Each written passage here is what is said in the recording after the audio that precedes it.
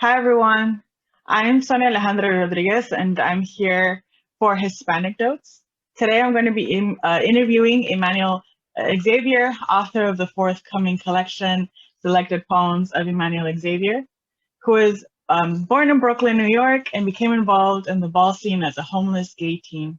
Over the span of 25 years, Xavier has received recognition as a spoken word artist from national colleges and universities. He has been named an LGBTQ icon by the Equality Forum and has been presented a New York City Council Citation Award. Xavier has received an International Latino Book Award, Lambda Literary Award nominations, and several other many awards and publications. Emmanuel, thank you so much for being here today. I want to go ahead and get started with this interview and just jump into your career, into your writing. So can you talk a little bit about just how did you become a writer? First of all, hey, thanks so much for having me, Sonia, and thank you to Hispanic Notes for having me. I've been a spoken word poet for like 25 years. When I first stepped at the New Yorican Poets Cafe in Loisaida and discovered it was a welcome place for me to share my poetry through spoken word without a formal literary education or an MFA.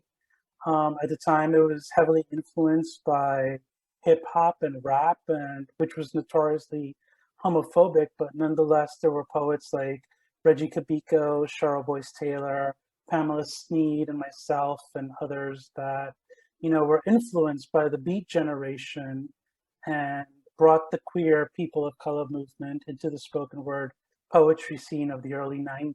And I think for me personally, my experience with the ball house scene, which was now popular with shows like Pose on FX and Legendary on HBO Max, and of course RuPaul's Drag Race is what gave me the balls, if you will, to be so unapologetic and brazen in the face of such potential backlash.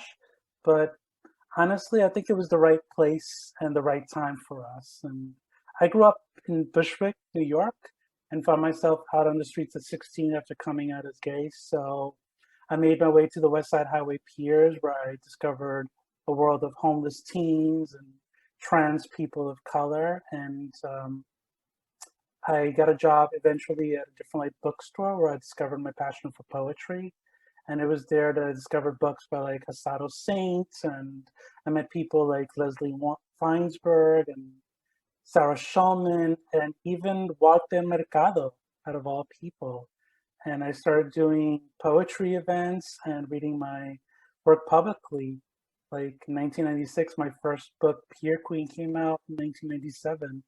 And as I said, it's been 25 years of doing live performances and private readings. And this book is a culmination of that. And it's my way of saying, it's my way of bringing a folding chair up to the table and saying, I am here and I've been doing this for this entire time.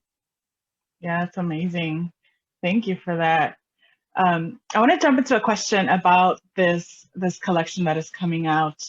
So many of your poems in this collection touch on on themes of like sexuality, sexual assault, identity, masculinity, Latinidad. Can you talk a little bit about like why these themes are so important in your writing and what you hope that like marginalized communities might get out of these poems?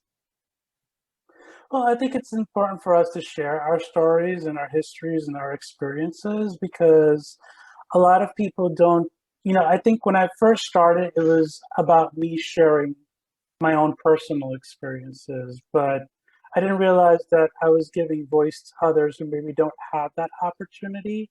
And I felt it was important to share this before some, you know, somebody who was white from Kansas decided that it was an opportunity to share my story. It was important for us because we've lived these stories and we've experienced them and it's our history. And if we don't tell our stories, you know, somebody else might take an opportunity to tell that story, and they might not share it authentically. So whatever it is that we've experienced, whether it's the poverty or it's the discrimination or it's the abuse, it's important for us to relate these stories, whether we've had the opportunity to have a formal education or to go for an MFA. If we have that, that's great, that's wonderful. But somehow, some way, creatively, we are entitled to share these stories through our art. Yeah, yeah, definitely. Thanks so much for sharing that. And I think this, before I jump into another question about your collection, I want to, based on like what you just said, I want to think about, or I want to hear from you about craft, right? So you said that so much of these poems are grounded in your experience and the importance of you being the one that shares like your experience, right? Without Hmm. before someone else takes that experience. So then, as a writer, right, as a poet, thinking about your craft, how does that happen? How, right, that writing process? How do you decide this is the poem I want to write? How do you get the idea? And then even thinking about how do you put that collection together, right? The editing part, because Hmm. in the collection I saw that you edited the poems as well. So what does that process look like for you as a writer? Well, I mean, first you have to be inspired. I mean, I've done a lot of journaling throughout the years, and some poems, you decide are just not something that you want to share publicly, and then there are other poems that that they are ready to share with the world, and you workshop a lot of them, like with your friends or at workshops, and you know, um, in the beginning you do a lot of open mics, and that's where you have the opportunity to sort of, feel them out in front of an audience, and you get to feel out like whether something needs a little bit more work or not. And um, you know, I think ultimately it's your decision with poetry, like whether it's something that it's ready to be published or not. That you're ready to share it with the world. To submit it to like a journal or an anthology. And yes, there will be editors that try to change it to you're open. You should be open to criticism. You should be open to like something needs to be changed, but sometimes you don't want to change that. Sometimes you want to keep it authentic. You know. Yeah, yeah, definitely. I think for me as a writer, the hardest part of writing is the revisions and the editing part. Mm-hmm. Um, because like as you said, I feel like once the story is out of me, it feels like such a relief to get the story out there. But then it's about crafting it, right, making sure that it's as polished of a poem story as much as it can be. So can you talk a little bit more about like what that revision editing process looks like for you? Because to me it feels like in my mind it's like two different people. It's the storyteller who wants to get the story out, and then I have to put like my editor's cap on to be like, Mm-hmm. okay, I need to make sure the story is as clear as possible. How does that work for you? Yeah, and sometimes you look back and you think, wow, that could have been better. And sometimes, and it's okay to look back and be like, okay, well, that's what it was. But um, I think yes, no, definitely you have to get to a point where you just feel like, okay, this is it. It's ready for the world. You just have to like let it go and put it out there, and you just have to know that this is it. It is ready. You've done as much as you possibly can as far as the revisions, and you should be able to know that it's just ready. It just feels right. It's just like you've done what you can for it, and you just kind of have to let it go and move on. Otherwise, you're just going to keep editing and editing and editing, and Yeah. it's just never going to stop. Yeah, I can go on You know. forever. Yeah, and so it sounds like there's like trust involved, right? Trust Mhm. in you as the writer and Yeah, you trust in the reader. trust your gut. You have to trust yourself. You have to trust that it's time to you know just move Yeah, on. yeah, yeah. That's excellent. Thanks for sharing that. I want to turn our attention back to this collection. New York City is such a central part of what Hmm. of the poems that you presented in this collection. And so, can you talk a little bit about how place and setting has influenced Hmm. you as a writer or influenced this collection? Oh yeah, there's so much beauty in New York City. So much, I mean, I think I spent so much time like running away from, my so much pain in my childhood, and I spent so much time running away from that history, like Mhm. from like the streets of Bushwick. So for example, like in a poem like in Bushwick Bohemia, like, like to go back to it and find the beauty in that neighborhood, in that childhood, and be able to capture that in that poem and say, hey, it wasn't so bad. I miss my neighborhood. I miss the beauty in the bodegas, and the little girl outside the bodega, and even if it was just the gum on the street or whatever, there were things that were beautiful about it. Those things inspire you, and they're always a part of you, and they make you who you are, and you take that wherever you go.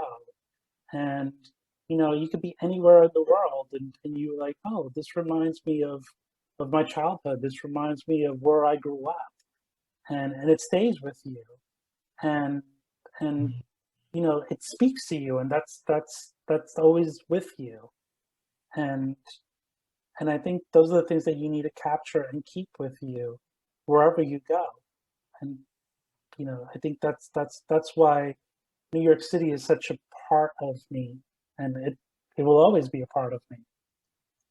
Yeah, definitely. You can definitely see that in the poetry, right? So much of what I appreciated, right, was how much like New York City comes to life, and then the characters that you've introduced with these poems, right? That not only are you describing the city, but then you start dropping names, right, of like these people are doing this in the city, and Yeah, and other people, it's very universal because other people can read the poems and say, oh, wow, this reminds me of LA, or this reminds me of Chicago, or, it doesn't matter where you're from, it reminds you of your own neighborhood, because we've all shared those experiences. yeah, definitely. I want to go back to some of the themes in this collection, because what I also found amazing and powerful about what you are doing here is the intersectionality between sexuality, sexual assault, and masculinity. Hmm. So much of that shows up in this collection, right? And you talk about all of it unapologetically and honestly and vulnerable. So can you talk about why that was so important to you to make sure that all of these three identities intersected in your work? Yeah, I mean, well, I'm a survivor of sexual abuse, and that definitely shaped me and made me the man that I am.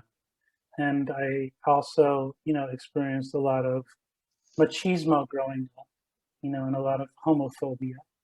And identity was definitely something that I struggled with, being a gay man growing up in New York City, surrounded by so much machismo, and trying to prove myself as a man. And you know, um, seeing what my friends went through, like my trans friends and my gay friends, and you know, going through all that homophobia and so on, really, really shaped me and moved me in ways that, it was like it it made, like, I had to prove myself as a man, and had to fight this machismo, and show the world that, that I am a man, and the ideas of masculinity and the ideas of gender, and what makes a man, what makes a real man, you know, um, that what is important, like that that's what, you know, that what was important to me in these poems, in my history, in my life, and what I wanted to share and prove to the world, to my friends, to my family, to my readers. Yeah, definitely. And that comes through in the collection, right? This vulnerability, Hmm. which you're speaking through right now, and this honesty and like the reality of it, it comes through so well in your poetry. So thank you for that. Thank The you. last question before you read some of your poetry for us, It's just a very like open question about advice for writers because so much of your poems focus on like LGBTQ community. Obviously, what advice do you have for young queer writers who are trying to capture their experience through poetry? Um, just always be true to yourself and always believe in yourself. And yes, it's great if can have that formal literary education, if you can go for an MFA. There's so many more opportunities now than I had, back when I started, and so many more opportunities now for queer writers, for people of color writers, um, than I have, and it's great if you can pursue that, but even if you can't, definitely, you know, keep believing in yourself, keep pursuing your passion. I mean, the most important thing is to pursue your passion, to write, not because you want to be famous or want to be wealthy, because those are not the reasons that anyone should be writing. The reason that you should be writing is because you have a story to tell and because you're passionate about your art. All that may or may not come, but the most important thing is to believe in yourself and to be passionate about it and to have a story to tell. And that's my advice. Yeah, that's so true, and that's such great advice, right? Just write, just do the story. Yes, So because we thank need you to so hear much. your stories. Yeah, We need to share our stories. We need to capture our histories yeah, because it's important for us to be heard, to be visible. yeah, definitely. And again, that comes through in in this collection and this forthcoming collection, selected poems by Emanuel Xavier. But even just so much of your writing with like previous like anthologies does that work of archiving, right? These LGBTQ like Latinx stories, and so that's so important, so prevalent in what you do. Yes, thank you. All right, so you have some poems that you're going to read perform for us. So please take it away. Thank you. Thank you for this opportunity. Thank you again for having me. Yes, I'm going to share a couple of poems. This is a newer poem that I got to include in the book. As you know, June 12th is going to be the 5-year anniversary of the Orlando massacre. And I wrote this poem for Omar Mateen. It's called Pulse. We will keep on smiling from the dance floor, and we will keep on smiling from the bar, and we will keep on loving without limits. And when we do, we promise you, we will not do it in fear from faiths which hate us, or concealed from spouses only wed for appearances, while living in denial.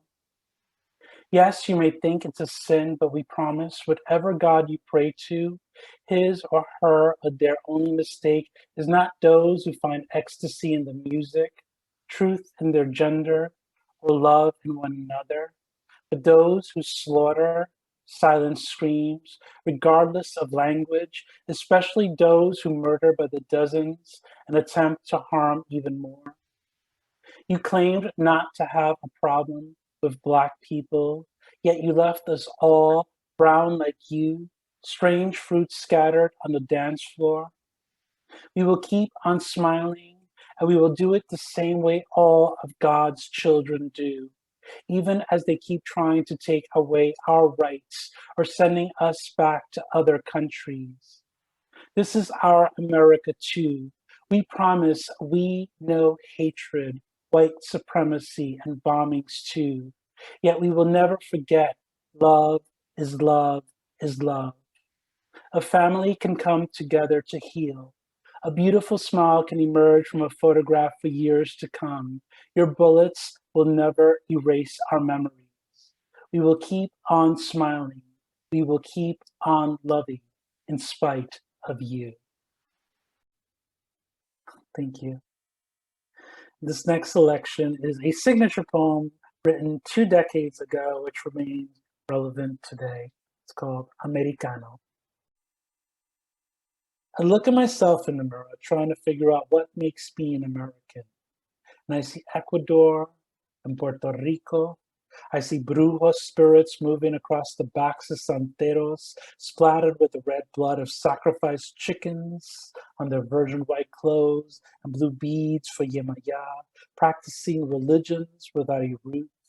I see my own blood reddening the white sheets of a stranger, proud American blue jean labels on the side of the bed. I see Don Rosario and his guayabera sitting outside the bodega with his Puerto Rican flag, reading time in the eyes of alley cats. I see my mother trying to be more like Marilyn Monroe than Julia de Burgos. I see myself trying to be more like James Dean than Federico Garcia Lorca.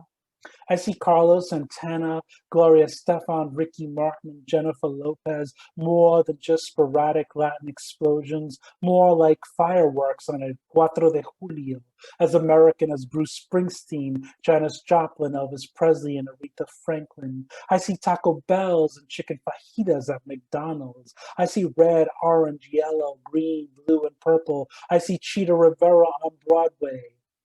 You see, I am as American as lemon merengue pie, as American as Wonder Woman's panties, as American as Madonna's bra, as American as the Quinceañeros, the Abduls, the Lees, the Jacksons, the Kennedys, mostly all of us immigrants to this soil, since none sound American Indian to me. As American as television snow after the anthem is played, and I am not ashamed.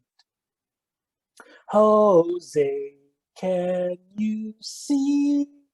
I pledge allegiance to this country, 'tis of me, land of dreams and opportunity, land of proud detergent names and commercialism, land of corporations. If I can win gold medals at the Olympics, if I can sign my life away to die for the United States, ain't no small town hit gonna tell me I ain't an American, because I can speak in 2 languages. Coño carajo, fuck you. This is my country too, where those who not believe in freedom and diversity are the ones who need to get the hell out.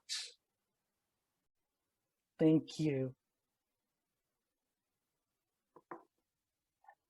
And just because I'm having fun, and this is Hispanic Notes, here's another signature poem included in this collection, Nueva York. While Mexicans shine the sole of the white man's shoes, Ricans and Dominicans drive around with black-faced virgins and saints on their dashboards, blasting rap and freestyle down the streets where mountain campesinos fall in love with South American cholas getting cruised by the homeless men, loose change jingling in their pockets.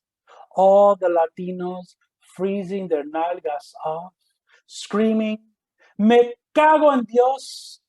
while reminiscing about homelands where tropical trees and twilights warm their souls, and the sun brings out natural skin tones. Papito vendiendo coquitos, mientras brown-skinned project mothers cross themselves every morning before heading off to the factories or going out to do the compras so that the children won't have to eat pan con welfare cheese again. 16-year-old Angie popping her gum, hands on her cintura, screaming, "Yo, Miriam, throw down the baby." But I don't want to go up the stairs. I'm too tired. Just throw the baby out the window. I'll catch him, I swear. The gringos watching curiously, lost in the translation, unable to understand the slang bodega terms, the New Yorican words that give the spice of life, el ritmo y el sabor, to la isla del encanto, la isla de Nueva York. They're all wonderful. Thank you so much for you. reading your poems and for being here with us today.